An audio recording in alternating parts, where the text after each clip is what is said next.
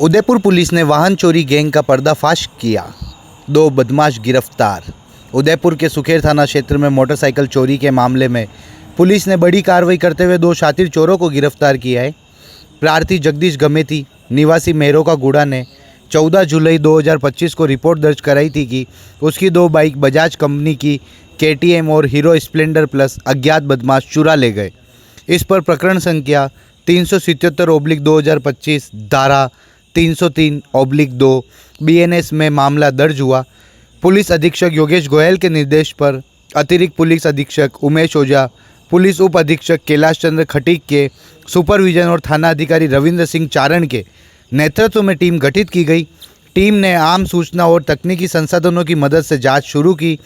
मुखबिर की सूचना पर माधुराम गरासिया निवासी कुरण पाली और राकेश गरासिया निवर लोराचा उदयपुर को डिटेन कर पूछताछ की गई। दोनों आरोपियों ने न केवल जगदीश गमेती की बाइक चोरी करना स्वीकार किया बल्कि उदयपुर, आबू रोड, सिरोही, साबरकांठा, गुजरात सहित कई जगहों पर दुपहिया वाहन चोरी की वारदातों को अंजाम देना भी कबूला। गिरफ्तार आरोपियों से कई दुपहिया वाहन बरामद किए गए। प्रकरण में आगे की जांच जारी है।